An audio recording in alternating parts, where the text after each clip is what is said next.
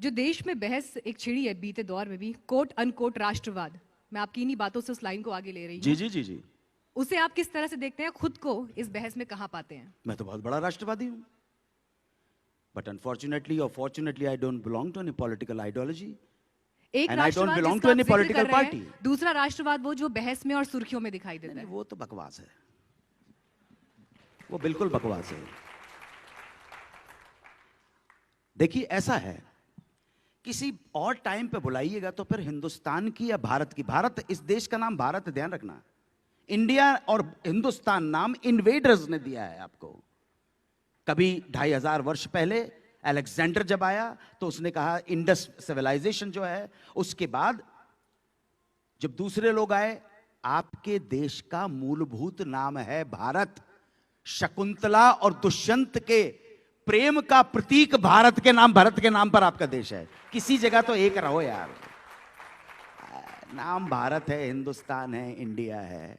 सो हमारे ऊपर विदेशी इन्फ्लुएंस इतना ज्यादा रहा है। तो यानी रेलवे स्टेशन से लेकर जगहों के जो नाम बदले जा रहे हैं उससे आप इत्तेफाक रखते हैं? देखिए मैडम, बात ऐसी है कि आप जिस दिन विजेता होंगी, हर विजेता अपना नुकूत, अपने चिन्ह छोड़ के जाता है। जिस दिन आप नेता हो जाए, आपके हाथ में सत्ता आ जाए तो आप बदल दीजिएगा, कौन मना कर रहा है?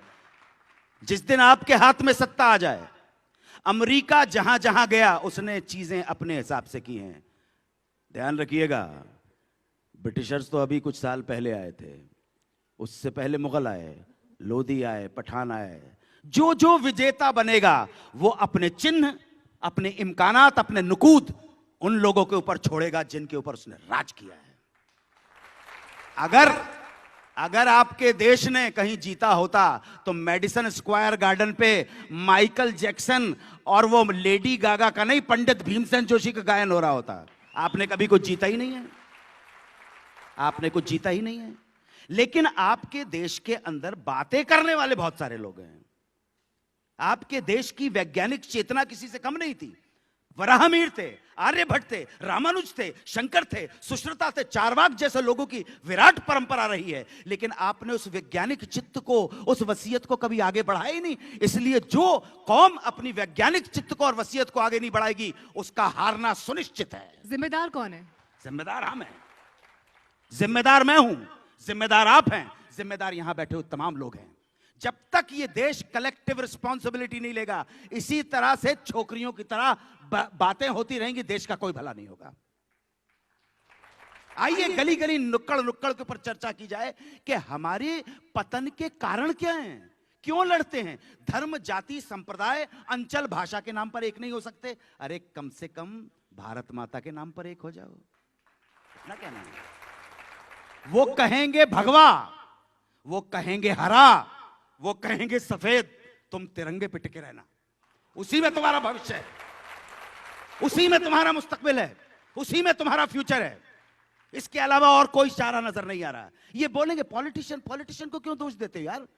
पॉलिटिशियन कोई मंगल ग्रह से थोड़े आया है। नहीं, तिरंगे पर तो सभी एक साथ खड़े होते हैं, बिल्कुल इसमें खड़े होंगे, कोई डाउट नहीं है।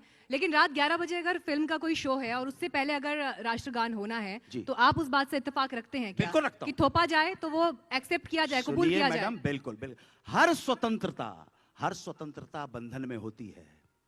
आप किसी भी धर्म विशेष के व्यक्ति से कहेंगे कि भाई तेरे धर्म विशेष ने कुछ नियम कायदे बनाए हैं, वुजू करना है, ना नमाज आती है मुझको, ना वुजू आता है, सजदा कर लेता हूं जब सामने तू आता है। वुजू करने के कुछ तरीके होते हैं। और जब इतनी बड़ी छत्ता है कि एक उधर जा रहा है और एक उधर जा रहा है, तो किसी जगह के ऊपर हमें एक जगह के ऊपर डिसिप्लिन में खड़ा होना पड़ेगा, क्योंकि आपकी कौम, आपका देश निहायत ही करप्ट और इनडिसिप्लिन लोगों का है। बस खत्म है, बड़ी सिंपल सी बात है। खड़े हो जाइए ना, आपको प्रॉब्लम क्या है खड़े होने में? मैं आपकी पर्सनल बात नहीं बोल रहा। लेकिन इसे नियम बनाया जाए। बिल्कुल नियम बिल्कुल नियम बनाया जाए, बिल्कुल नियम बनाया जाए मैडम। नहीं आना चाहिए, स्वतः ना आए किसी के मन से। नहीं, स्वतः आपके मन में आएगा नहीं। स्वतः लाने होते तो आप ना शक से हारते, ना हूण से हारते, ना लोधी से हारते, ना पठान से हारते, ना अंग्रेज से हारते, ना मुगल से हारते। आपके अंदर है ही नहीं वो दम। और अभी जो आपको सोसाइटी में विभाजन दिखाई देता है, उसे आप कैसे देखते हैं? कौन सा विभाजन? विभाजन तो बहुत पहले से है भाई। जो बयानों का ध्रुवीकरण होता है। बयान की बात मत कीजिए। बयान तो ये पॉलिटिकल सारा चलता रहता और चलता रहेगा। आपको डलहौजी का नाम मालूम है? उसने तो क्लियर कट पॉलिसी बनाई थी, डिवाइड एंड रूल। तुम्हारा मुस्तकबिल वही है, फूट डालो और राज करो। ठीक है। आप आज भी देख रहे हैं इस राजनीति को? हाँ ना, वो तो हमेशा से है। आप उसके बगैर अपना पॉलिटिकल करियर सर्वाइव ही नहीं कर सकते आप। और मेरी भविष्यवाणी सुन लीजिएगा, अगर भारत ने अपना चिंतन और अपनी जीवन की शैली, अपने समाज का ढर्रा चेंज नहीं किया और ड्रास्टिक चेंज नहीं किया, तो अंजाम यही होता रहेगा। नेताओं को गाली देना, कोई भी नेता हो, कोई भी किसी भी पार्टी का हो, बड़ा आसान है कि मैंने अपना सब कुछ उसके ऊपर थोप दिया। नेता बाहर से नहीं आता है। आप दोष लगाते हैं कि नेता भ्रष्ट हो गए। अरे भ्रष्ट जनता के भ्रष्ट नेता होते हैं यार। आपके यहां जो भी अच्छा आदमी भी आएगा तो ये समाज का सिस्टम आपको अच्छा नहीं रहने देगा। आइए बैठ के फिर चिंतन करते हैं।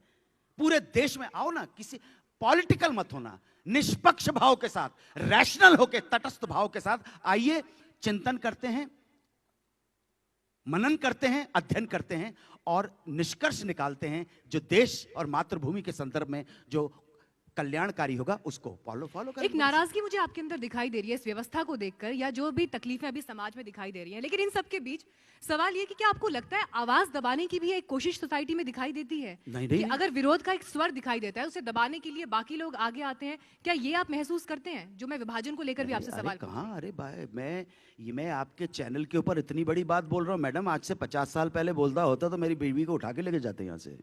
क्या बात कर रहे हैं आप? बहुत अच्छा टाइम है, बहुत अच्छा समय है।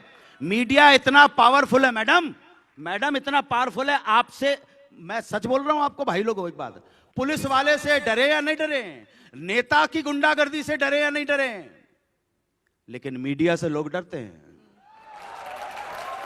इससे बड़ी क्या बात? मीडिया इतना पावरफुल स्तंभ है, इससे बड़ी बात। और ये कि आवाज दबाई जा रही है और उठाई जा रही है, बकवास है, इनमें मत पड़िए। अजब नहीं है जो तुक्का भी तीर हो जाए। ये शेर पॉपुलर मोरिटी का है, शायद मेरे हिसाब से आज से 30 साल पहले लिखा था उसने। अजब नहीं है जो तुक्का भी तीर हो जाए, 30 साल पहले का शेर है।